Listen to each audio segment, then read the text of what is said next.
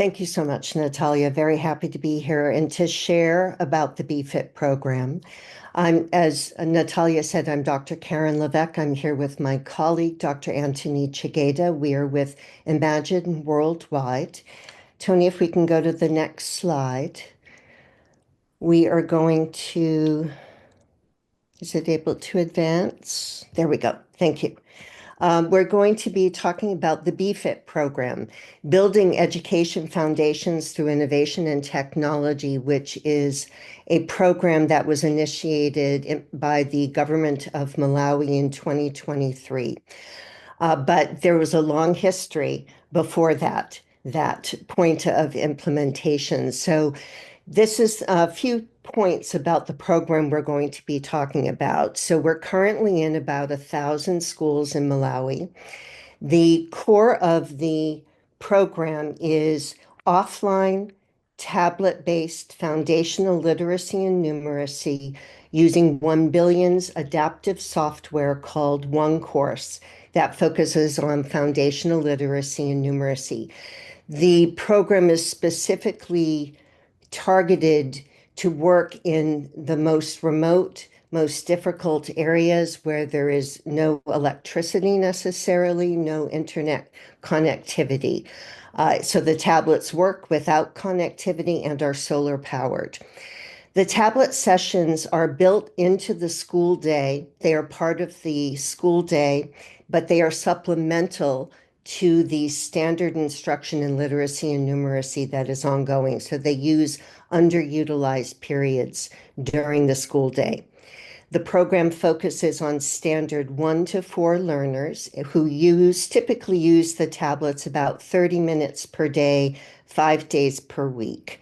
And the we are I'm going to talk about the efficacy research that formed the foundation of this program, but we are also continuing to do research and monitoring as the program expands.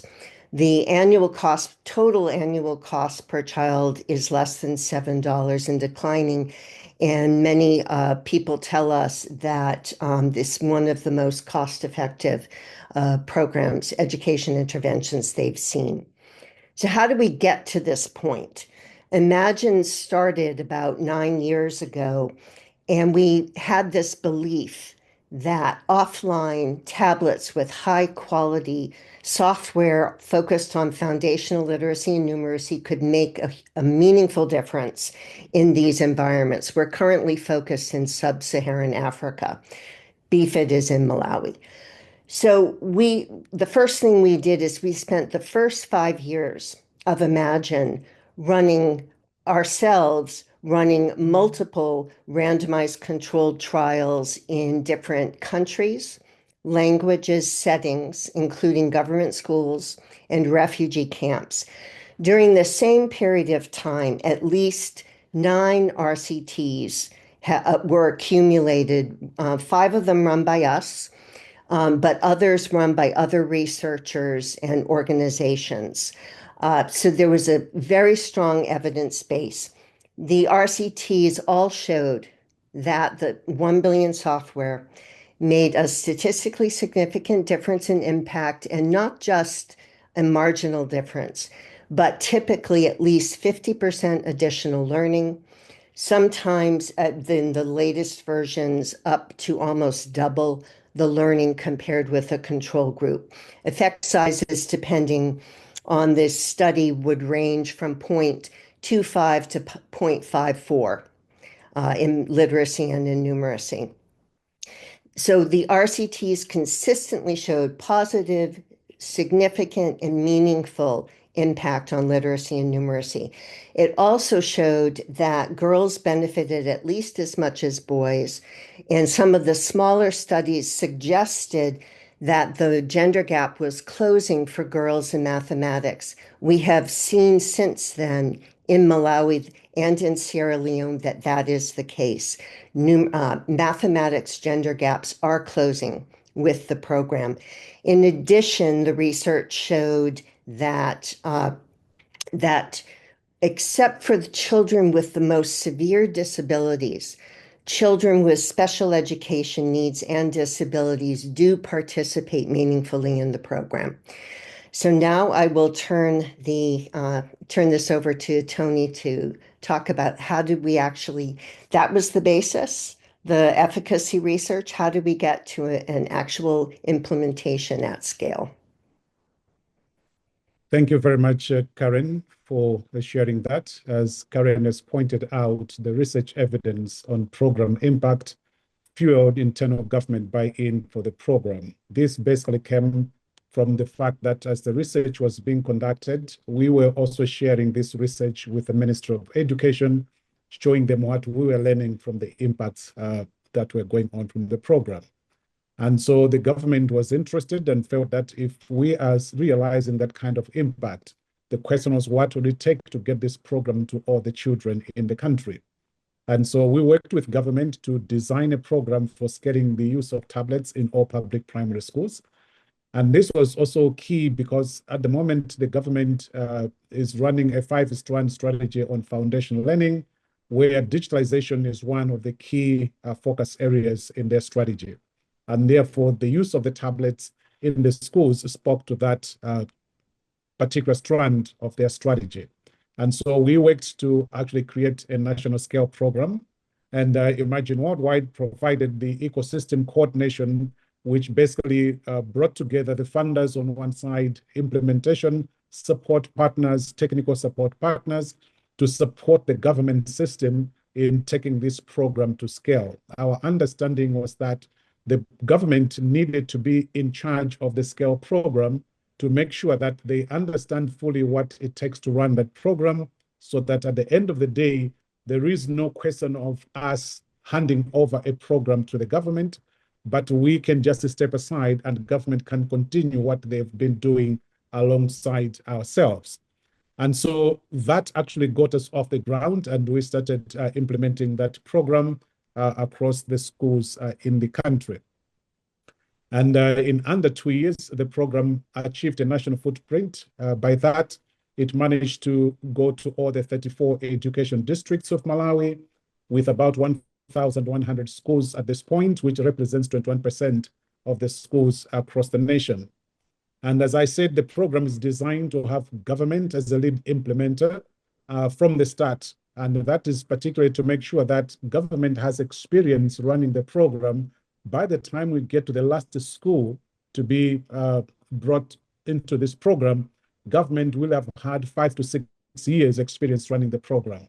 And we believe that that will set the government to run this program more sustainably, unlike if we are to hand this program at the end of the 5, 6 years and say we have scaled to the last school and here is a program for you to run. But beyond that, what has also been key is our view on financing this program. Unlike other programs that would actually have an upfront budget for the entire scale period, the BFIT program does not have an upfront budget. But ideally, every year of implementation, the program has to mobilize resources that should pay for continued scale in that particular year moving on forward. And so in this regard, in terms of how do we finance this program, we thought of a 3-way process of actually funding the program. In this 3-way process, on one side, we have the government. On the other side, we have philanthropic funding. And then on the other side, we have big aid funding. The way these were aligned was that the philanthropic funding would actually initiate the program so that the program is de-risked and the impact is demonstrated on the ground, which should create a path for government to be able to leverage big aid to come in and support continued scale. And so philanthropy and big aid would actually pay for the infrastructure investments of the program. That's buying the solar, the tablets, the security cabinets, the training and research that is necessary to get the program on track. And the government will actually come in to take care of recurrent cost. So as the program is running, obviously we are using equipment that's bound to break down, equipment that might need to be replaced. And so the government committed to actually fund the recurring cost of the program. And that was estimated to be about $3 per child per year. And so in this way, the government is already involved in the program, even as the scale is ongoing. And in that way, we have all the three parts playing together to make sure the program is running and government is also taking its commitment in the program. In that way, we actually created a path that has allowed this program to actually move forward. From 2023, the program managed to raise about 52 million that has paid for the schools that are currently running. And we're still looking forward to mobilizing additional resources around 130 million that will take the program to all the remaining 6,000 public primary schools in Malawi. And what is encouraging is that the government has already started including the recurring costs into their budget, because the way the program was designed is to make sure that schools are set up and supported directly for 2 years by the program, and then they transition to direct support by the government. In other words, the government begin to take up the recurrent cost of the program even before we get to the last school with a scale. And the importance of that is the government is actually already taking that experience, sensitizing their budget to anticipate the cost of running this program, which creates a very good space to actually have this program sustainable. And so from this experience, what we've seen is that collaboration between multiple funding sources is important for education technologies. But more importantly is the involvement of the government itself in financing the program to ensure that it is sustainable. From this, our understanding is that an organization like Imagine Worldwide cannot actually expect to be there all the time to make sure the program is running. The only entity that is there to provide this as a service to the nation is the government itself. And therefore, having the government participate in it, contribute by actually paying the cost of running the program while the program is rolling out, we find that to be a very key way of ensuring that technologies do not end the day the funders, the external funders, stop funding them, but that a path is already created to allow them to sit within the government systems. So in brief, this is the work that we are doing in Malawi. It's ongoing work, as Karen has pointed out, and we do hope for the best as we move forward. Thank you.